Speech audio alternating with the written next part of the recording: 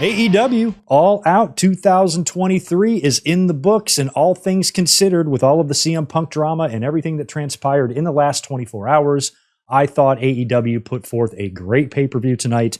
This thing was spectacular. I enjoyed it a lot, just like I enjoyed WWE Payback last night, and I felt like WWE was going into their pay-per-view with a really weak card, one of the weaker pay-per-view cards and builds and feels that we felt all year leading into this thing. And I said in my predictions that I bet you the talent for both companies is going to go out there and deliver.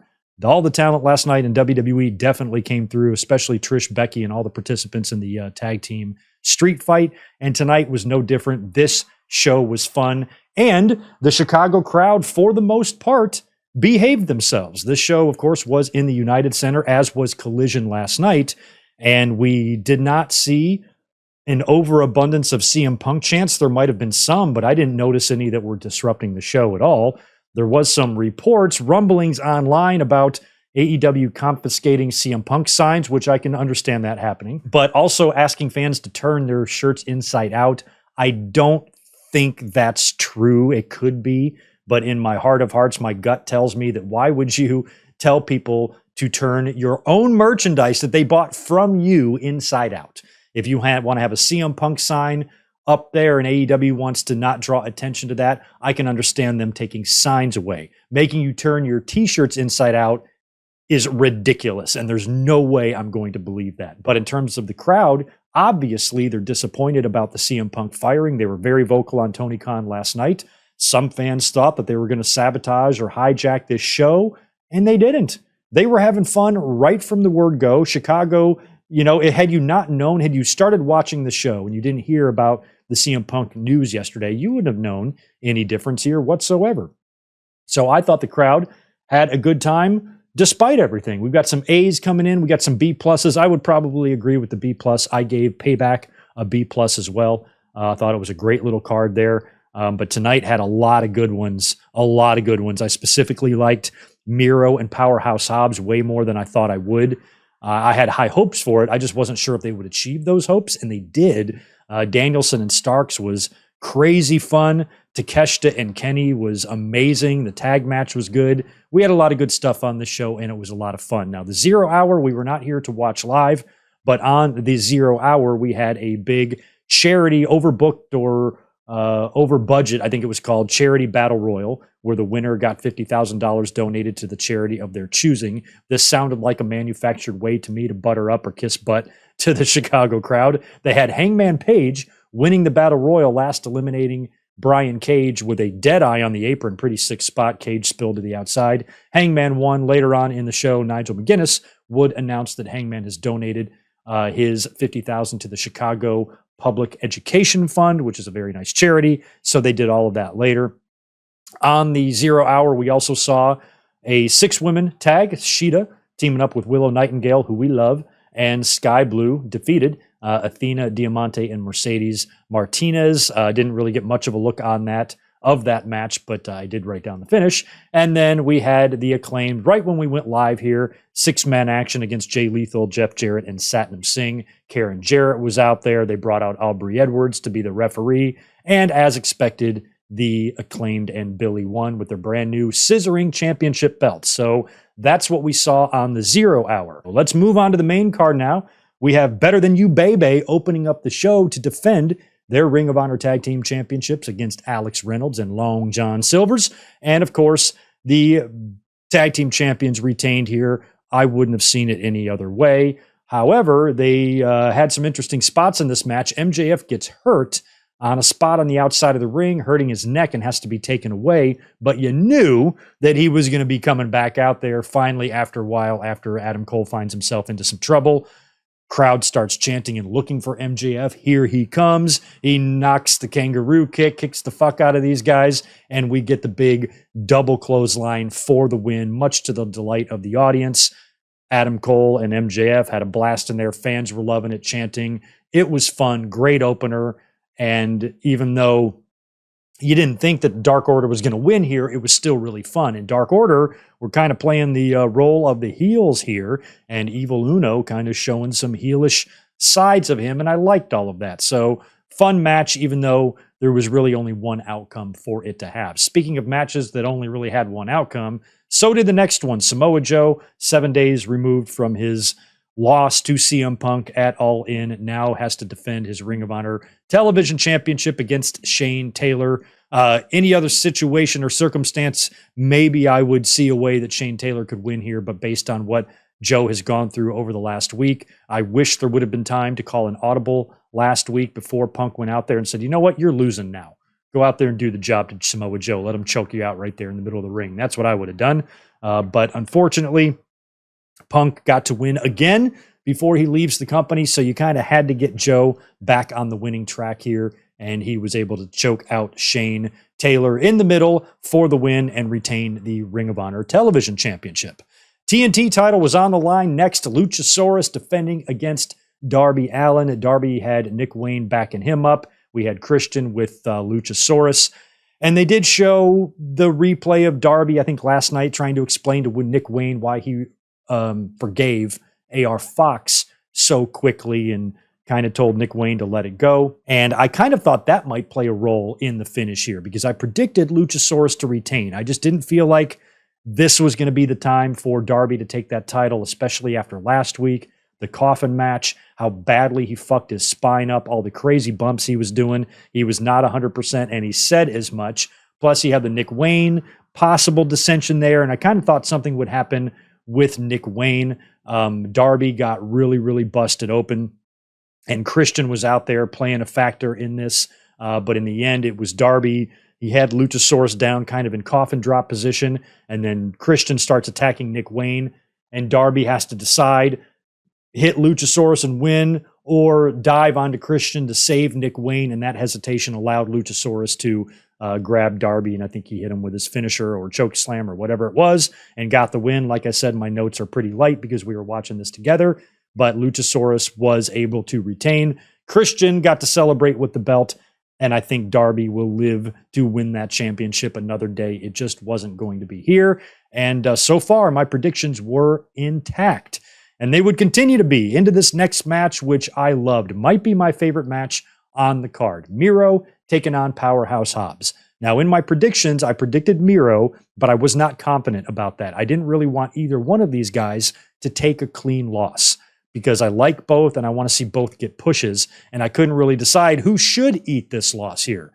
So what I was kind of hoping is that these two guys would have some sort of crazy over-the-top brawl where they're tearing shit up. You got announce tables destroyed. You got the ring, you got the mat ripped off, the cement on the outside of the ring. We got a barricade knocked over. You know, we've got all sorts of shit and carnage everywhere. And maybe the referee just has to call a no contest or throw the match out or DQ both guys, or they brawl into the crowd or something like that to where you can revisit it. I didn't think they would do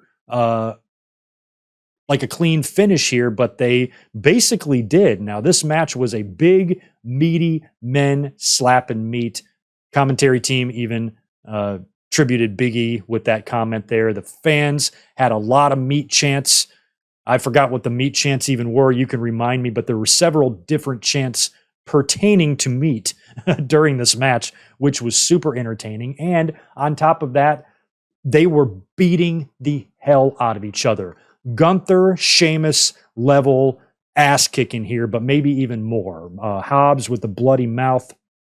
They were laying everything in. They were not letting up at all. They were pulling no punches, and it was an absolutely amazingly stiff, brutal, bloody, hard-hitting, meaty war, and I loved everything about it.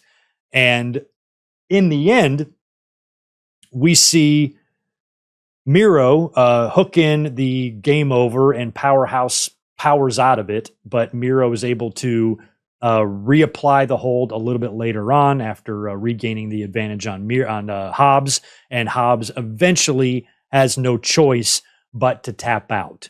So I didn't really want to see a clean loss here by either guy, but they changed my mind because this actually made it okay. This match was so brutal. It's like you almost wanted to have that payoff of a winner. For these guys to have to go through this just for a DQ might have been unfair.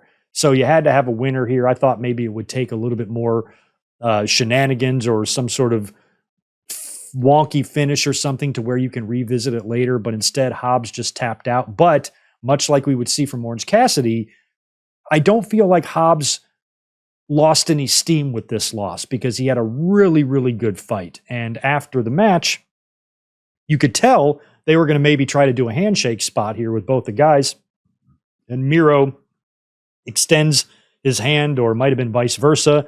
The two of them shake hands, and it looks like all is good. And then the minute Miro turns his back, Hobbs nails him from behind and attacks him brutally. I was thinking if you did a clean win here, there really wouldn't be anywhere else to go. But now with Hobbs attacking Miro, now you can do another match between them, right? So he starts beating the hell out of Miro. And then we talked about Lana actually coming in, CJ Perry being a part of this match during the match. And then sure enough, we see music.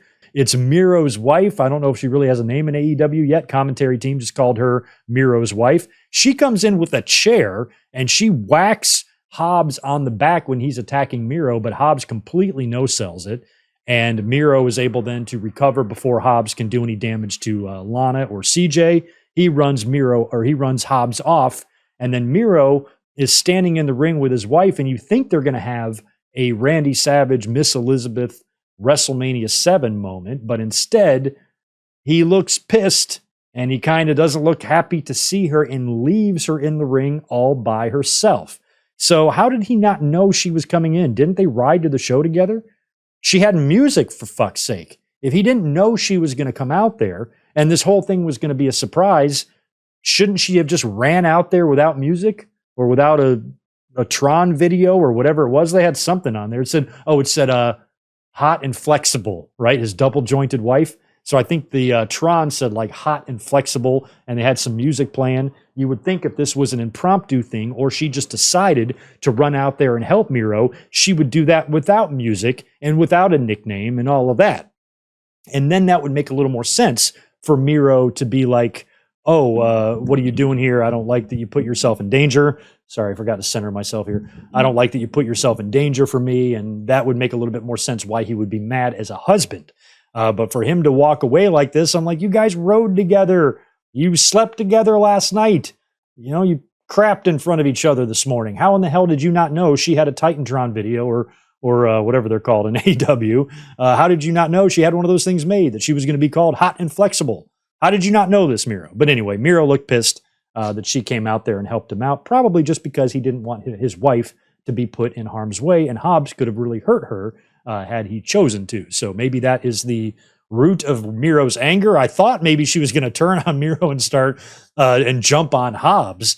And I'm like, oh, that would be a swerve. First Lashley, now Hobbs. Miro keeps losing his woman to other dudes. So if they did that again, that might have been a little bit funny. It sounds like CJ Perry, a.k.a. Lana, whatever she's going to be called in AEW, has officially signed with them.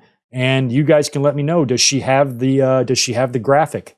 Have they posted the graphic on social media? I've not looked at social media in a while because I've been here with you guys. After that, we had Chris Statlander defending the TBS Championship against Ruby Soho. I had this match picked wrong. I picked Ruby Soho to win this match for a couple of reasons. Number one, this is her sixth shot at the TBS Championship. She's also had a shot or two at the AEW World's Championship. She's been in 2 Owen Hart tournaments, and she's lost there as well, one of them being in the finals, and she just hasn't been able to get over that hump. And it felt like the stars were aligned here. You got Toni Storm doing the jilted starlet gimmick, and if you have Saraya with a belt and Ruby with a belt, that might send Toni into a whole different level of batshit, and that could be really entertaining to watch.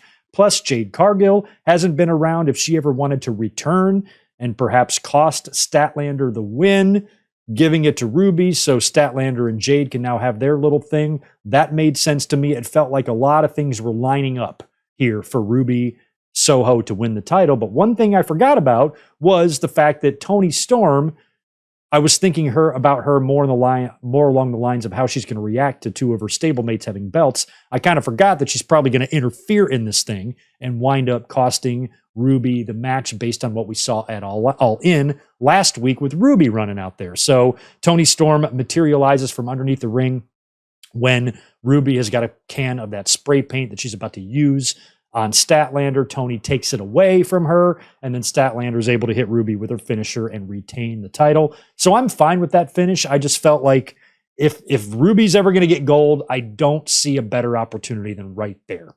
Now what's going to happen is Ruby's going to have to get over on her own. She's not get over on her own, like have some sort of situation happen, like what happened to Becky Lynch a few years ago when she got punched in the face and her nose exploded. And next thing you know, she's main eventing WrestleMania. So something like that needs to happen where the fans just get really, really, really behind Ruby, like they've gotten behind LA Knight recently, or something like that for her to reach that next level. Because I just think that all of these championship shots that she's had, she keeps losing. It's just not in the cards for her to be a champion. And unless they're saving it for her, they're probably going to have to tell that story at some point, that she's lost every opportunity that she's had. And maybe the next opportunity she has, they can do a stipulation. Like, if I don't win it this time, then I will never get another shot, or I'll have to leave the company because, how many chances can I get to really reach that next level? If I don't do it this time, then that needs to be the end for me. Maybe that's the story they tell. But, Ruby seems to be allergic to championship gold, at least in AEW, and I think she was allergic to it in WWE too. But maybe Ruby's day will come. It just wasn't here. After that, we had a phenomenal, possibly match of the night, very brutal, bloody affair here between Bryan Danielson and Ricky Starks. Danielson doing a solid, coming in, filling in the filling in the void that CM Punk left behind when he was fired, and filled in for him here in this strap match. And it was great. We had Ricky Steamboat on commentary. We had Danielson coming out to the final countdown, but last night he came out to his regular music. So it might be a pay-per-view thing for Danielson where he's only going to use it for pay-per-views. And I like that. It's also pretty funny that the audience were marking out for that song, because earlier on the 0 hour, Sonjay Dutt was out there with an Isaiah Thomas Pistons jersey. Isaiah Thomas is a Chicago native, and he grew up loving the Chicago Bulls, but he wasn't drafted by them. He was drafted by the Pistons, and then they feuded and were rivals to the Bulls, and Michael Jordan and Isaiah Thomas did not like each other, and Michael Jordan even kept Isaiah Thomas off the Olympic team in '92. And there's a lot of bad blood. So Sonjay coming out with the Pistons jersey was funny, but then Danielson coming out to this song, the final countdown, is what the Pistons used as their entrance all those years ago in the bad boy era. And I would just think a Chicago Bulls fan wouldn't want to hear that music, but they did. They marked out for it, cheered hard. Danielson and Starks is on in the strap match. Steamboat was out there on commentary, and these two men paid tribute to Ricky the Dragon Steamboat's real life last name. There was a lot of blood in this match, a lot of it. And it was Danielson first. Very, very big blade job on the side of his face, bleeding early. Starks also bled. They were working pretty good with that strap, but I was amazed how much of a regular match they were attempting to work with this thing tangled up between the two of them. Their legs and arms were getting caught up a lot, but it was still a lot of fun and a very, very bloody, brutal match. We had the hanging spots, and we had a lot of whipping. Both guys were using that thing as a weapon, whipping each other on the side of the neck and the face and the head. Sometimes it would hit you and wrap all the way around and catch you in the face. You could see that happening a few times. It was brutal, absolutely brutal. We had some interference here. We had Big Bill showing up, grabbing Danielson, and that prompted Steamboat to leave the commentary booth and fight with Big Bill, which was pretty funny. In the end, Danielson pulls the same move that got him fired in the WWE. He got a hold of Ricky Starks, grabbed the strap, wrapped it around his neck, just like he wrapped Justin Roberts' tie around his neck, and he pulled back, and Ricky Starks went blue in the face and eventually just passed out, and Danielson choked out Ricky Starks with the strap for the win. So luckily there was no touching the four corners bullshit here. It was just a strap match where you win by pinfall or submission or by pass out, which is what Starks did. But much like Hobbs, much like Orange Cassidy, he looked very strong in this loss. And I would assume that had Punk not gotten fired and the match with Punk would have happened as scheduled at All Out,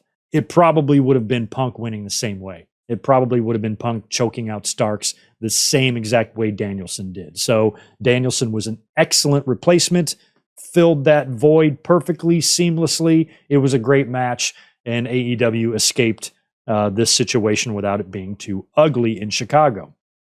After that, we had Claudio Castagnoli and his boy Wheeler Yuta taking on Katsuyori Shibata and Eddie Kingston.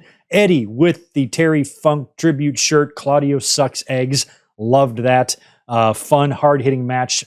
Fans seemed a little bit out of it because they just saw a lot of crazy shit right before this match happened. In the end, Claudio gets the win here, pinning Eddie Kingston with a vicious uppercut and winning the match for the BCC. So that was great.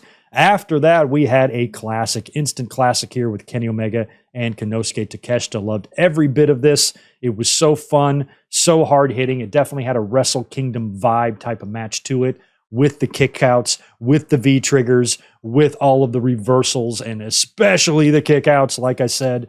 And I thought for sure that we would see a Kenny Omega victory here because of Takeshita pinning him at All Out. But Takeshita wound up getting the win here, mostly clean. There was the introduction of the screwdriver. I think Callis went to stab Kenny with it at one point, and he stabbed it right in the ring mat, and he missed. Kenny had Takeshita up in the one-winged angel a couple of times and wasn't able to hit it. Even had one up on the top rope and wasn't able to hit that either. Lots of tributes in this match. Takeshita with a haluva kick and a blue thunder bomb tributing Sami Zayn, who El Generico apparently was his first match ever in the business.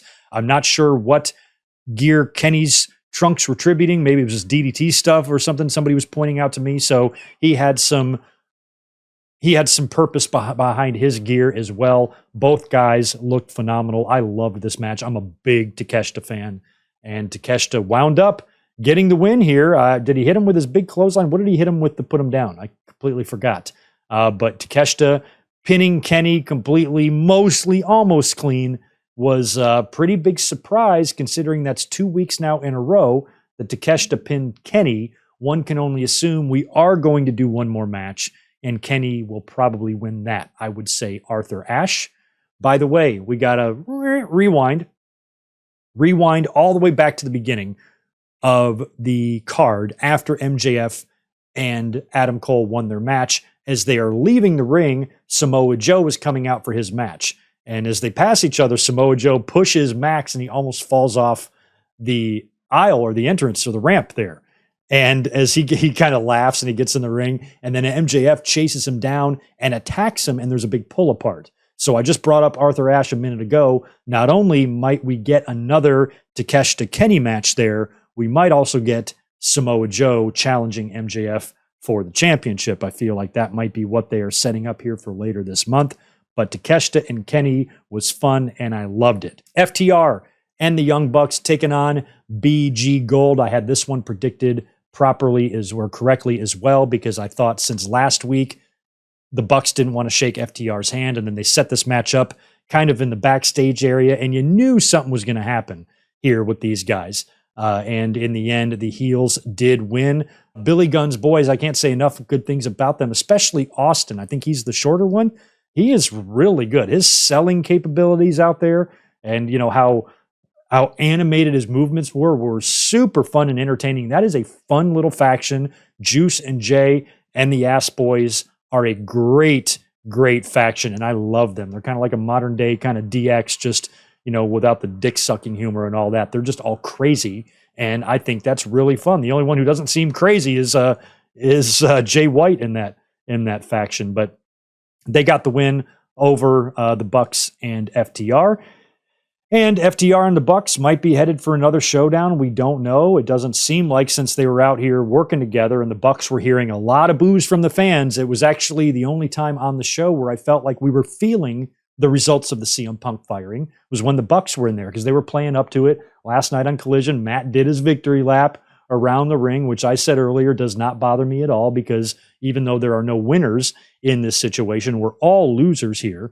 Don't think for 1 second that if CM Punk was able to achieve something that he perceived as a victory, getting rid of the Bucks, or, you know, getting Tony Khan to side with him or whatever, don't think that he would run around the ring like an asshole too, because CM Punk certainly has proven to us that he's not above doing that. Don't shit your pants over Matt Matt just did exactly what CM Punk would have done if the roles were reversed. So get off each other's dicks about it. And that left us with the main event, Orange Cassidy defending his AEW International Championship against Jon Moxley.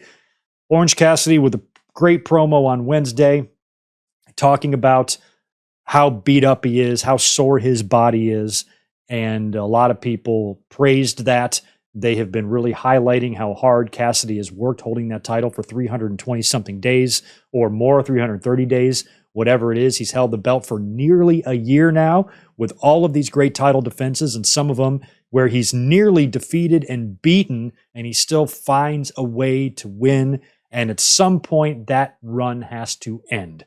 Who better on literally the entire roster than to lose this match to than the gnarliest, most credible, best champion that company has had so far in its 4 years existence? Jon Moxley. He's the guy. Hell, a year ago there, this dude was looking unbeatable. So if you're going to have Cassidy lose the title, put him in there with one of the most credible guys you have and have him take that man to the limit to where, like Benoit and Angle at that Royal Rumble. When Benoit took Angle to the limit, ultimately lost, got the standing ovation after the match. A year later, he's main eventing WrestleMania, winning the title. These are the type of matches that get you to that point.